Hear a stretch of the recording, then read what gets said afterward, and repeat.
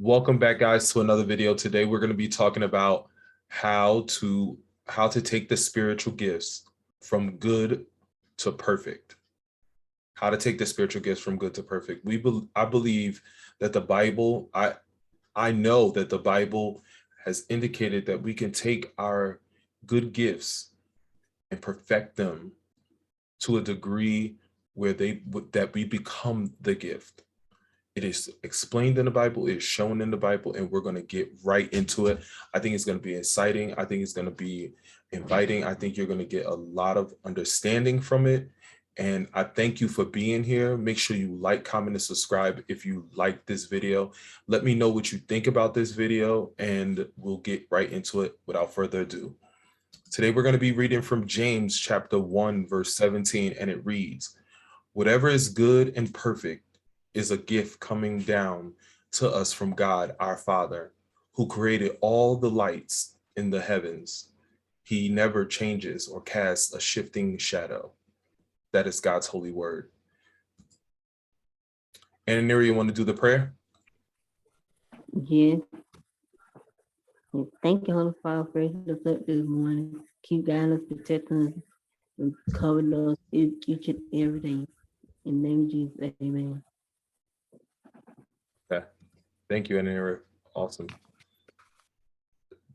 This scripture tells us that there are, in fact, two types of gifts: good gifts and perfect gifts.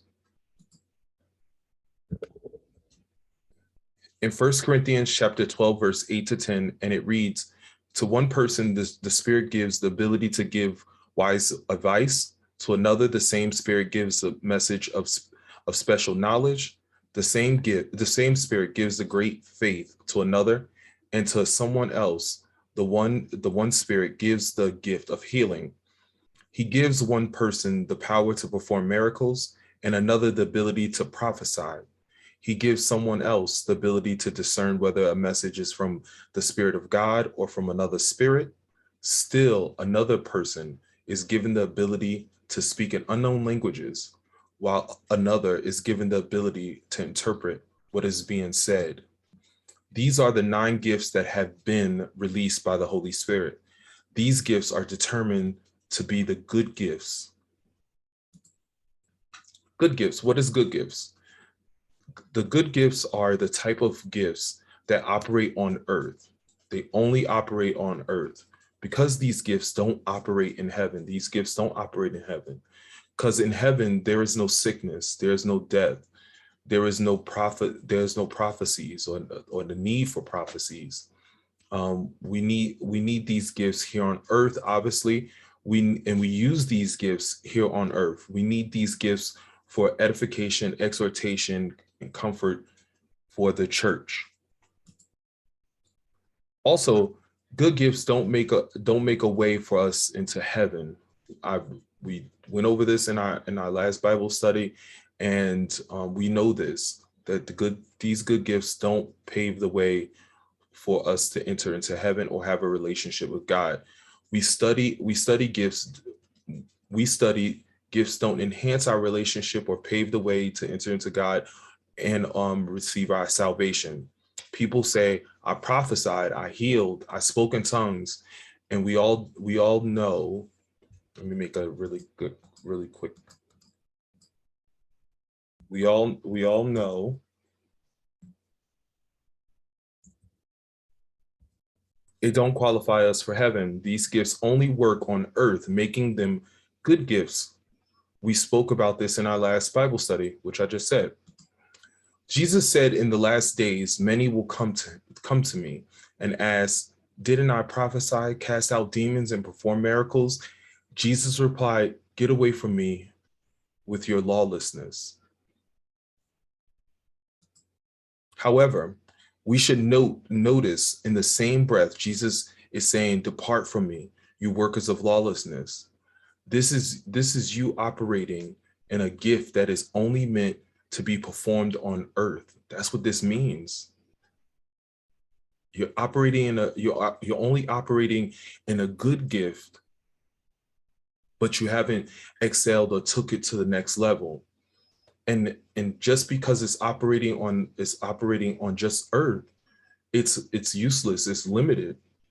Remember, the Holy Spirit teaches us and teaches us to prepare us for heaven, to be saints. So it's very important, and our gifts are very important that we have. Perfect gifts are those gifts that operate in heaven and earth. So the perfect gift is the gift that operates on heaven and earth. The Holy Spirit is preparing us on earth when we are in heaven. 1 Corinthians chapter 13 gives us an explanation when using these gifts on earth. It must be done out of love. If the gifts are not used out of love, then it's useless. These are other perfect gifts. There are other perfect gifts that's out there.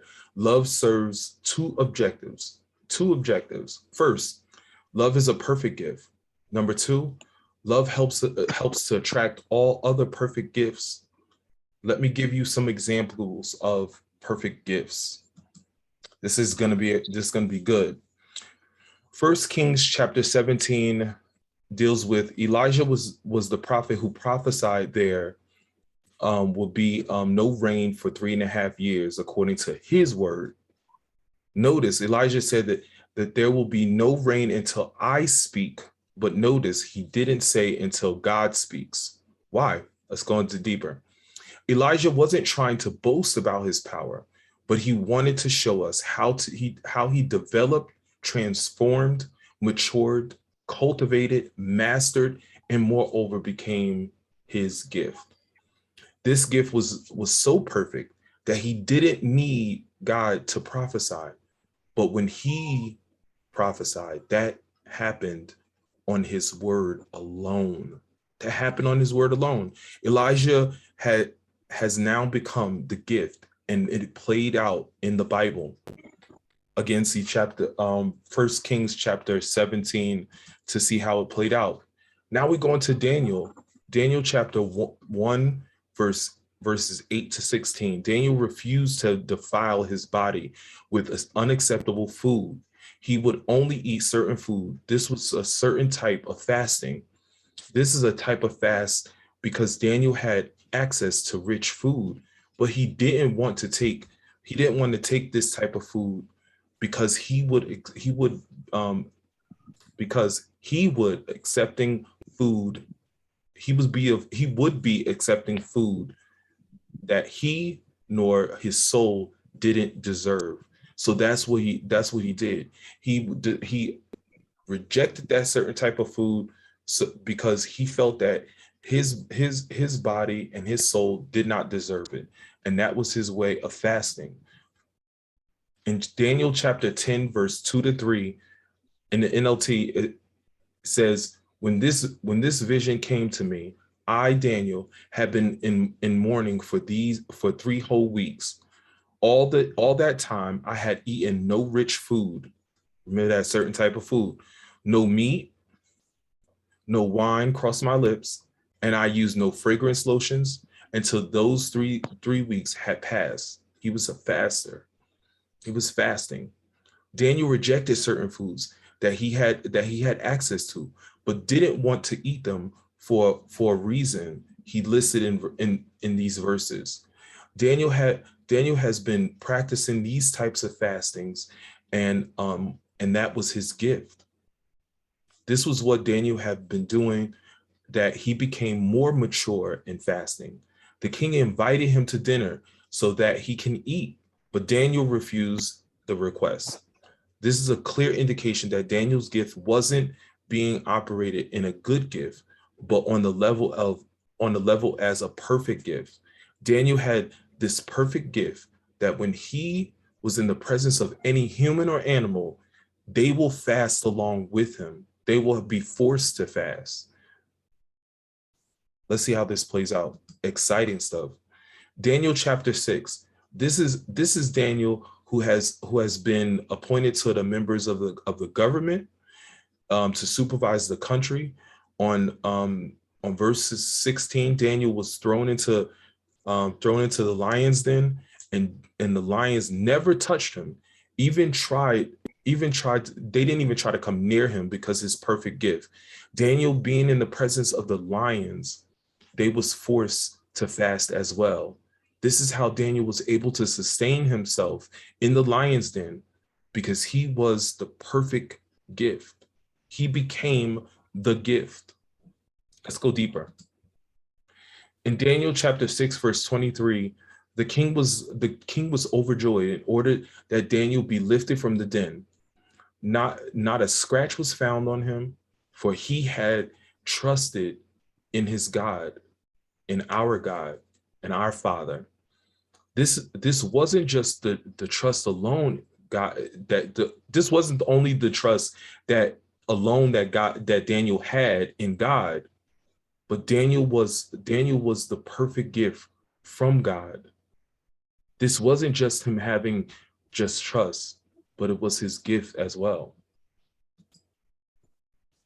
In Daniel chapter 24, Daniel chapter 6, verse 24, then the king gave orders to arrest the men. Now, this is very interesting. This is very interesting.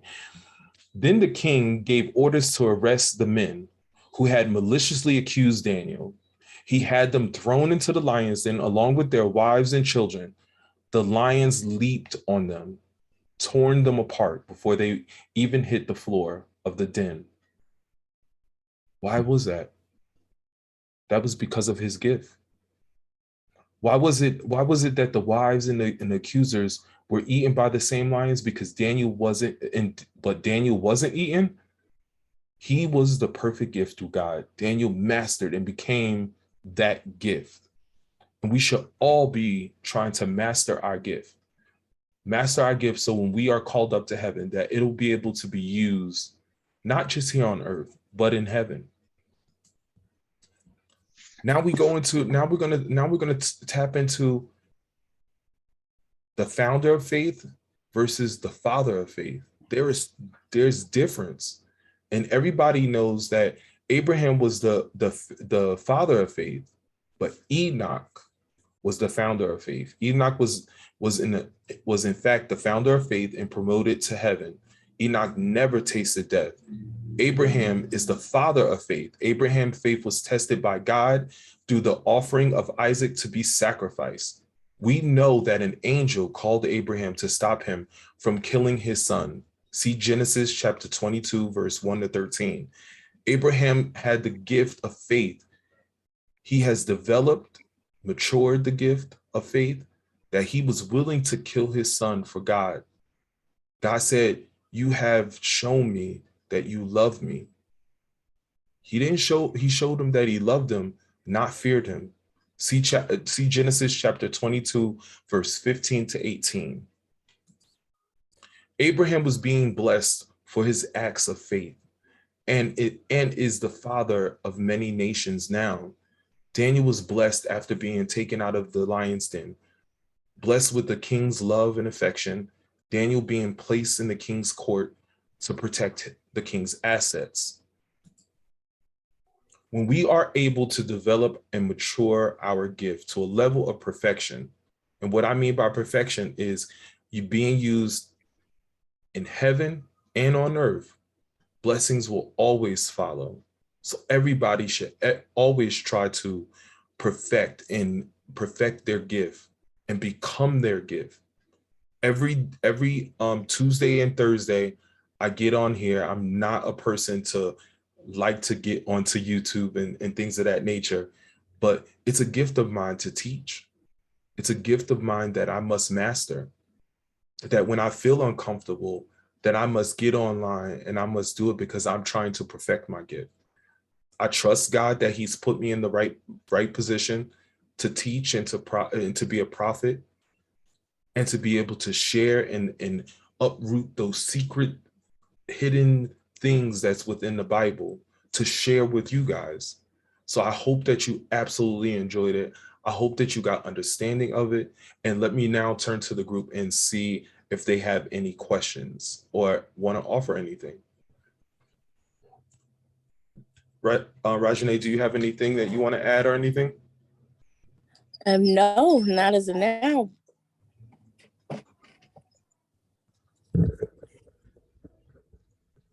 My headset is, I can't even hear nothing.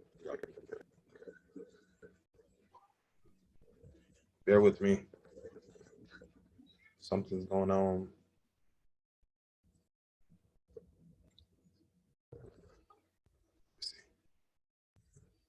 Can you guys say something? Can you hear us? Can you say something again? Hello.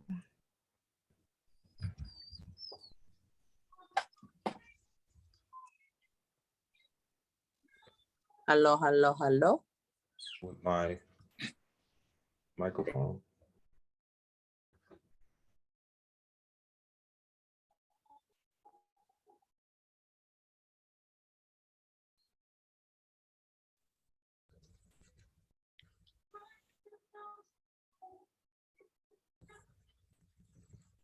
Okay, can you guys hear me?